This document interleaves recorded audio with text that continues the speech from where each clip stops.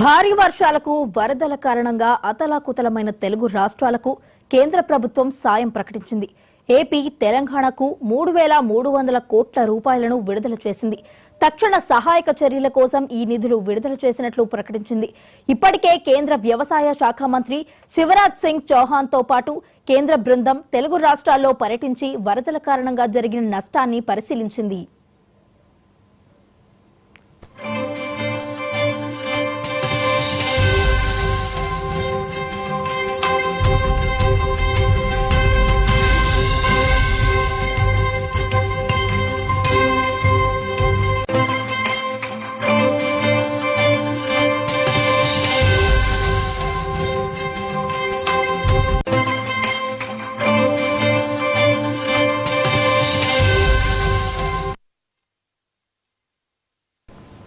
భారీ వర్షాలు, వరదల కారణంగా అతలాకుతలమైన తెలుగు రాష్ట్రాలకు కేంద్ర ప్రభుత్వం సాయం ప్రకటించింది. ఏపీ, తెలంగాణకు 3,300 కోట్ల రూపాయలను విడుదల చేసింది. తక్షణ సహాయక చర్యల కోసం ఈ నిధులు విడుదల చేసినట్లు ప్రకటించింది. ఇప్పటికే కేంద్ర వ్యవసాయ శాఖ మంత్రి శివరాజ్ సింగ్ చౌహాన్తో పాటు కేంద్ర బృందం తెలుగు రాష్ట్రాల్లో పర్యటించి వరదల కారణంగా జరిగిన నష్టాన్ని పరిశీలించింది.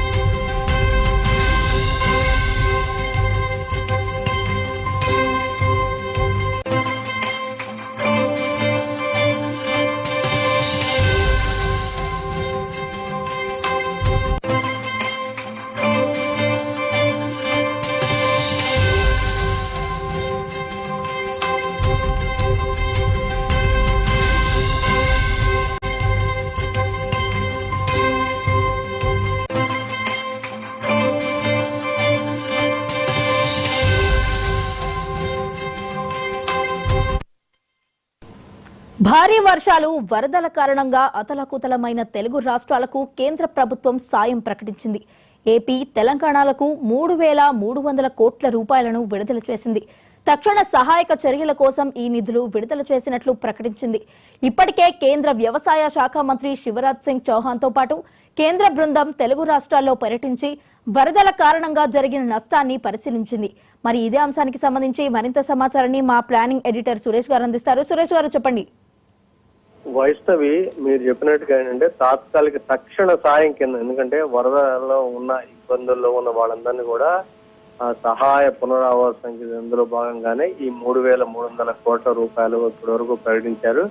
అయితే రేవంత్ రెడ్డి గారు ఏం చెప్పారంటే, ఇప్పుడే కొద్దిసేపటి క్రితం మీడియాతో కూడా మాట్లాడుతూ ఆంధ్రప్రదేశ్ శివరాజ్ సింగ్ చౌహాన్ గారు కూడా అదే విజ్ఞప్తి చేశారు.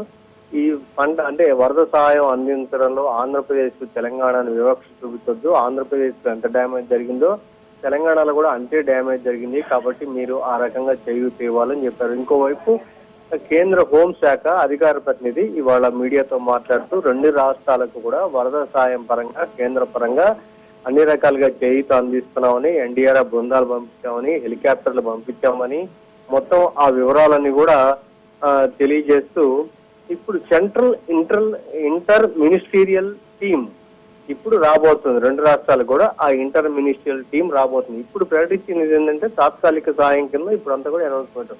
ఈ సెంట్రల్ ఇంటర్ మినిస్ట్రియల్ టీం వచ్చిన తర్వాత, విజిట్ చేసిన తర్వాత వాళ్ళు కేంద్ర ప్రభుత్వానికి ఎంత నష్టము, ఎంత మనకు సహాయం అందించాలి, రెండో ఏ రాష్ట్రానికి ఎంత ఆంధ్రప్రదేశ్కి అంతా తెలంగాణకి అంతా వివరాలు ఇచ్చిన తర్వాత అధికారికంగా ఫైనల్ గా మళ్ళీ ప్రకటిస్తారు Vaishnavi. Right, thank you Suresh గారు.